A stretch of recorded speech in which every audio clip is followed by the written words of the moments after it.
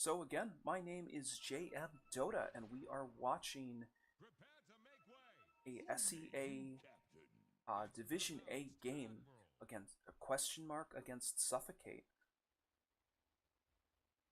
Uh, yeah, I'm very excited. Question mark is here on the Radiant. Got KKK on the Axe. A lot of noise coming out from. That should do it. My apologies. So it does look like this is going to be a tri-lane that's going to start bottom with this Rubik, Huskar, Oracle lane. We've got some wards that are being pinged out. I'd be surprised if this ward didn't get dewarded. It's a very common ward spot. The Rubik only has one sentry though, so they're really gonna have to guess unless they've scouted. It looks like they want to press up and try and contest for this rune here. Oracle doesn't have anything skilled right now, nor does the Rubik. Rubik just took lift. So this is a lot of it's not hard disable, but it's definitely disable. Dire just going to run away from this. The Oracle's going to be able to get this rune. And they just walked up here. They walked right past a Dire ward to get up here. So that's definitely interesting. Slardar is going to start top, which I think is absolutely the right call, especially because this Axe is going to be solo. He's got 8 tangos with a stout. So assuming that he's just going to be taking a lot of harass, he didn't start with that cutesy two slippers.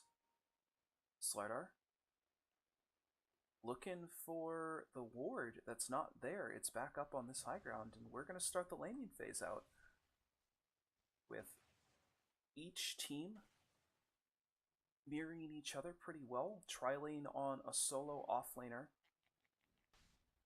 And this Darkseer just doesn't want any of what's happening in this Radiant safe lane. he just doesn't want to be a part of it. He doesn't want to be there. He doesn't want to die. He doesn't want his creeps to get Purifying Flame down. So he's going to sit here in jungle until about level 3, I'm going to assume. That's going to give this Huskar a lot of levels, a lot of farm, because it's basically a free lane for the first 4 to 5 minutes. And then sure, the Oracle is up here. Used Purifying Flames to get one of these Ion Shelled creeps. And as I'm looking at this, the Axe dies up top. Slardar dropping very low. Slardar is not going to die to the Sunstrike. Sunstrike just misses is about 10 units off. And the Darkseer, I'm missing kills left and right. I definitely need to get my game going on. So each team mirroring each other again with the death of their offlaners. Mid, Queen's dropping pretty low. Under 120 HP. Being chased by this Forge Spirit. That's such an obnoxious skill. So it looks like there's going to be some rotations mid. This Oracle has an Invis rune. This Queen is very low. The Queen is not going to die. She's going to get healed up by the single point into Purifying Flames. And that was very close. If the Invoker had been able to get off a single auto attack, I think that Queen was dead there. But the gank didn't quite work out the way the Oracle wanted, and uses his only clarity. Moving back down. Disruptor lays down a ward to see if this Axe is going to be jungling. They see what this Disruptor is doing. The Glimpse comes back. The Slark has Pounce, but no Dark Pact.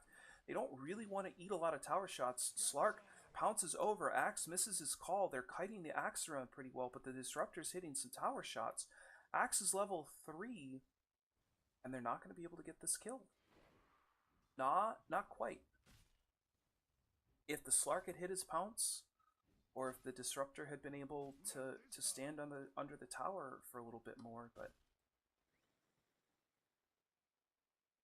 playing it very, very safe for question mark. So it's 3.5 minutes. We can take a look at our last hit leaders.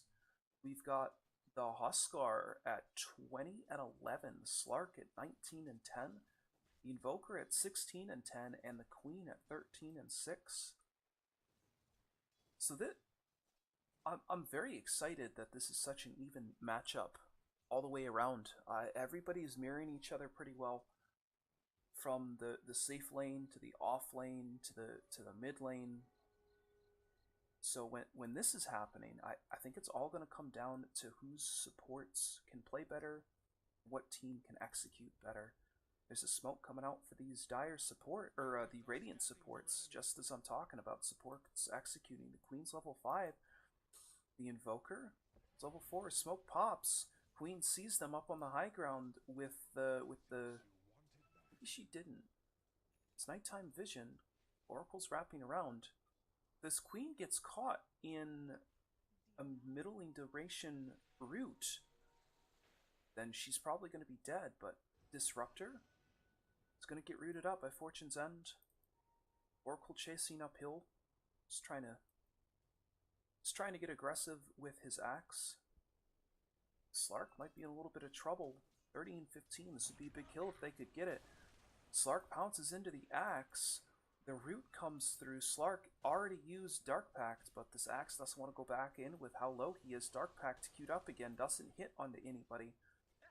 And that's going to be the end of that. Disruptor, 2 points into Thunderstrike, 1 point into Glimpse. Slardar TPing out after he got pretty low. No life break yet on the Huskar. And they moved the Slardar down here because this Darkseer's really struggling level 2. This Oracle did more work than I gave him credit for. And the Slardar dies to the Rubik Oracle Invoker combo mid. So a lot of pressure being dedicated to this mid lane by Suffocate. Another smoke comes out. Very active with both of these supports being at level 2. Oracle's gonna grab the bounty. I'm unused to low level supports being active like this, but I really like it. Like Oracle, life break comes through. Oracle is not quite in range to get the Darkseer, but the Sunstrike is gonna finish him off on the back lines. Nice prediction play coming out from the Invoker. But as I was saying earlier, Oracle, Rubik are not the two heroes that I expect to have this dual roaming combination at 6 minutes into the game. I like it a lot though. It's proved very effective, and Rubik is gonna get a haste rune. Slark, Axe are gonna trade for each other's lives up top. Rubik's gonna get haste. He's gonna move down, run up, try to get this lift onto the Slardar. Lift comes up, Oracle root comes out, the Slardar is going to get a crush off. The Huskar is going to stand and fight. Some magic damage coming out with Ion Shell. If this Darkseer can get this kill, which he can, that's a huge kill for the Darkseer. Absolutely huge kill for that Darkseer. This Darkseer should be all be but caught up now. Level 4? Not quite. The axe is level 6. Maybe I underestimated the value of the Huskar kill, but I mean, even still, we're looking pretty even across the board. The only thing that's not even in this game has been all the pressure that's been put on the mid lane with the rotations of the supports. The Slardar just hasn't quite gotten. I hear a glimpse that came back. It looks like this Oracle's in trouble. He's going to try and deny himself to creeps. The deny is not going to happen, and the Slardar is going to get the kill. Nicely done by him. So I think all the supports are just going to be underleveled in this game. Slardar's level 3, the Disruptor's level 4, Oracle's level 3, the Rubik's level 4, so they're mirroring each other pretty well, but come 10, 12 minutes, all of these supports are going to want to have their ultimates. And it's really going to hurt if they don't. Darkseer's still level 4. This is the biggest discrepancy that I can find in this game right now. Is the level 4 of this Darkseer compared to the level 7 of this Axe, who's gonna get a kill up top. There's a kill that comes out mid, and I'm gonna focus up here on top as the Slark level 7 is gonna be in a lot of trouble. Oracle does not have Purifying Fortune's End, excuse me, to try and root the Slark down, but this Axe 2-2-0, but he's put a lot of pressure onto the Slark. Slark's done very, very well to get as much farm as he has. Treads with Aquila. But once this Huskar hits his armlet timing, maybe he's going to go jungle and give Oracle this lane. And once Oracle hits level 6, it's just going to be go time. But this Slark is in a lot of pressure. Both supports plus the Axe are up here. If they get vision of this Slark, I think the Slark is just going to die. Has no mana for Shadow Dance. Call comes out. Supports of QuestionMark are up here as well. The Slark's going to be dropping really, really low. Crush comes through. The Slark is not going to be able to get off his ultimate. Axe is dropping very low. Queen blinks up here. The Oracle spells come out on the Axe. Axe is trying to be healed up. There's 2 kills coming out for the Rubik. Axe is dropping really low. Oracle's right-clicking from the backlines. Huskar TP'd up here in all of this madness. Huskar gets glimpsed back. The Queen's going to die. The Disruptor's going to die as well. That was a chaotic fight. But all in all, Suffocate's going to wind up on top of that. 1,000 gold swing? I guess more 600. 4 for 2. Queen didn't quite have enough mana for her ultimate. Didn't really think she needed it, but in all of that chaos, no one saw the Huskar TP up there. It's very nicely done by that Rubik to get 2 kills up there. And he's sitting nice and pretty. Level 6 at 10 minutes with mana boots. That's just where this Rubik wants to be. Invoker. His Hand of Midas finished up. It's about 3,000 gold away from that Aghanim Scepter of his that just allows him to fight and farm and just be very, very active. And this Huskar might get glimpsed back here. Oracle is going to have to really move up in time to save him and gets the ultimate off. This Huskar is just going to stand here and right-click. 2 dead. Slark on the back line is going to try and kill this Oracle. The Oracle is going to TP out. Sonic Wave comes out. And Huskar is just toggling through this. Toggles one more time, and Dire gives up. I don't think they can kill the Huskar with the toggling skills, especially with the burst damage of Sonic Wave down. So the woes continue. This Huskar is going to get very, very scary very, very quickly. False Promise has a long cooldown, but I don't know how much that matters. Oracle just getting some harass out on the Darkseer. The Darkseer's gonna die! Oh no, the combination play coming out from the Rubik Invoker. The Wizards certainly showing off their spells. A lot of damage coming out onto this tier 1 tower. And when this tower falls, this is gonna open up this whole map. Like from right here through, it's just going to open up. This Slark's not going to be able to farm safely. It's halfway to his Shadow Blade. That's 12 minutes. We can turn on the net worth chart. Unsurprising, Invoker, Huskar, 1-2. With Slark and Queen of Pain rounding out the top 4. It's very concerning that this Axe is so close to this Queen in terms of net worth, though. He has his Blink Dagger, and he wants to use it. Gets the call off onto the Slardar. Huskar is just going to stand here and right-click. Slardar gets the Crush off. Might die to the burn damage here, and he will die to the burn damage. KKK, his Blink is put on cooldown. The Huskar is going to die to a Sunstrike. KKK manages to TP out. The Slark is not going to die to the the burn damage. Now it's another big kill on the Huskar. 595 gold going the way of Queen of Pain. So you're going to see the T1 mid going down. And that's 2 towers going down in the favor of the Radiant. Invoker gets off Tornado. That's a long Tornado. 4 points in it. Glimpse comes back. The Axe gets glimpsed back. Doesn't quite have Blink Dagger. He has Blink Dagger now. He's going to catch the Disruptor. Call can't come out because the Disruptor's fast enough on the Static Storm. Fortune's End comes out. False Promise also onto the Invoker. They have a Sentry Ward down. They can see this Invoker, but the False Promise is going to keep him alive. The Invoker, the dust just misses on the back end. He has a salve if he wants to pop it. That was nicely very, very nice play by the Disruptor. He knows he's going to get Blink called. So the Axe blinks on him. And he just lays down a very, very preemptive, or a very nice preemptive Static Storm.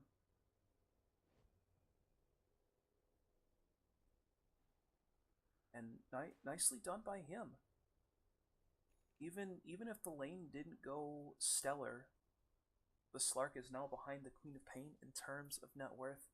The Disruptor always seems to find ways to be useful in fights. It doesn't really matter if he my in-game chat isn't working. That's awesome. It doesn't really matter if the Disruptor doesn't have the greatest lane. He always manages to be useful with all the catch coming out from Glimpse. And this is a interesting build coming out from the Disruptor. He's got 3 points into Thunderstrike, 1 point in a Glimpse, and 1 point into Kinetic Field. I guess his thought process is, I need to do as much damage as I can. And if we're going to be getting ran at, we're not going to be catching people. So Glimpse is going to be used as a escape mechanism for the Axe blinking on us, or for the Huskar life breaking in. So it doesn't matter if I level it up, because I'm always going to be within a 500 unit range to glimpse people back. It's an interesting thought process, but I'm not going to say if it's right or wrong. I'm just going to catch the tail end of this Invoker kill onto the Darkseer. This Darkseer's having a rough time. Level 10 almost has his mech, but he's 1 in 5. Huskar looks like he's getting in some trouble. The very nice Static Storm coming out to make sure that this Huskar is going to die, but the Disruptor is going to trade his life for it. I don't think they really care at this. Oh no, no one got the last hit. No one got the full gold. Each of the supports gets an assist for the Huskar. No one gets the kill. Feels bad, man. Axe has died a little bit more than I thought he has. He's 3, 4, and 4. I mean, I guess when there's been 29 kills, as we see the Axe blink forward, the Sunstrike is going to finish off the Disruptor. Oracle is going to get crushed along with vacuumed back. Axe is going to get a nice 2-man call off. Wall along with Sonic Wave is going to drop, but there's 3 dead on the side of Dire. The Axe is going to die. The Huskar life breaks in, and it's a 4 for 2 trade. Invoker got pretty low, but there's a lot of big spells used there. Plop used hers. The Darkseer used hers. Static Storm was used in the fight bottom. That's a really short cooldown ultimate, though. And this is free towers. Rubik has Blink Dagger along with Scream, so he can just imitate Queen of Pain. Suffocate can definitely just feel, I don't want to say invulnerable, because there's still a lot of really good spells on QuestionMark, but they can play very, very aggressively with all of these ultimates down. Another 70 seconds on Queen. Another 40 seconds on Darkseer. It's very difficult for QuestionMark to come back into this game without big ultimates, especially now that Suffocate has an 11k lead. This Huskar has just turned into a big problem. I keep talking about the Huskar, but this axe is going to get gone on by the Slark. Slark has Shadowblade. This axe is going to move up and Shrine. Rubik's going to TP in. I think the Slark has to get the hell out. He's going to use his ultimate. The call is going to miss, and I think the Slark is going to be able to get out just fine. He has no mana. But I keep talking about the problem at this Huskar is on, or for Dire, but it's this Invoker who's just skyrocketed. He's got Aghanim Scepter, Boots of Travel, with, I'm going to say halfway to his Yules, at 19 minutes into the game. This is like level, or this is like minute 25 farm, I expect, on this Invoker, and he has it 5 minutes early. He's 8-0-3, and I have to assume that if QuestionMark lose this game, they're going to ban the Invoker. Because sure, maybe they can't deal with the Huskar right now, but I think eventually they're going to have the tools to. Invoker's just one of those heroes that you never really want to have this kind of farm. So Roche is going to be had by Suffocate. Axe had to pick up a Hood of Defiance to deal with all the magic damage coming out from QuestionMark. Now I say all the magic damage, I mean all the magic damage that's being used on him, because he is eating a lot of these spells. Right, he's eating a lot of daggers, a lot of screams, a lot of thunder strikes from Disruptor. It's a very well balanced draft in terms of damage types coming out from QuestionMark, and I really like it. They just need to hold strong until this Huskar plateaus, and Slark playing with fire here has Shadow Walk, or has he's under the influence of Shadow Walk. Boy, under the influence sounds like he's driving drunk. Invoker is going to get another kill onto this Darkseer who's just split push farming. Maybe he's not. Darkseer running away. He's going to be able to TP out. I don't think this Invoker is going to be able to catch him. The right click goes out onto the Invoker, but nothing really happens there. Huskar has his Hurricane Pike now, along with the Armlet and a Cloak. A lot of damage coming out from this Huskar. A lot of sustainability, especially with the HP regen coming off of Force Staff. Huskar gonna get Corrosive Hazed up.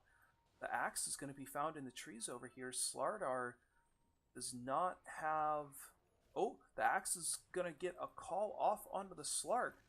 The axe is very deep. The Oracle, False Promises up the Huskar. Huskar's gonna get healed up. That's a big ultimate to be blowing. That's still a level 1 False Promise. That's 100 seconds on cooldown. Nothing QuestionMark used was super big there. Disruptor playing with fire. He's out deep. If they lose this Disruptor, it's going to be very difficult. Blink forward, the Crush comes out along with the Vacuum Wall. Queen ult comes out. The Slark is on the back lines. No one is caught in the Static Storm, but the Rubik dies. The Huskar is back up, and the Slark is dead as well. That was the fight that QuestionMark needed to win.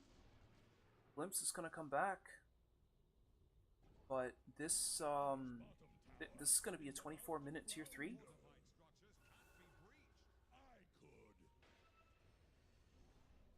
It's unfortunate that QuestionMark didn't have their spells connected minus the Disruptor ultimate, but it's very unfortunate that that they didn't get more out of that. Slardar is going to die here. Axe is going to get the dunk off. Dunkaroo, there, I don't think there's a better feeling in all of Dota than getting multiple dunks. We're just going to leave this melee barracks to be taken out by the creeps. Lifebreak comes through for this Darkseer, and this Huskar is getting very low. He does not have Aegis, and the Huskar is going to die. The Oracle did not have... I guess the Oracle did, was just out of range for it. Axe is getting right-clicked down by this Queen. Slark coming through, pouncing in. He's going to be in the middle of this fight, but he's going to get rooted up. The Axe is going to get a dunk onto the Queen of Pain. The Invoker is getting kind of low thanks to Corrosive Haze.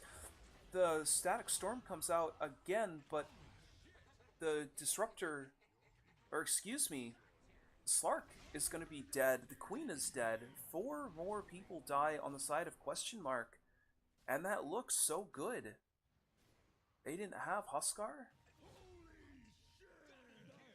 That was, that's a full 5-man wipe. Invoker pushing forward. Blink forward by the Axe. Queen has her Orchided the Axe before he could get off the call. There's one thing that the CIS qualifiers taught me this year. It's that a game is never over, no matter how much you think it might be. Queen of Pain has Hex queued up. Axe blinks forward, gets Orchided up before he can get the call off. This Queen just has some insane reaction times. Queen gets lifted up.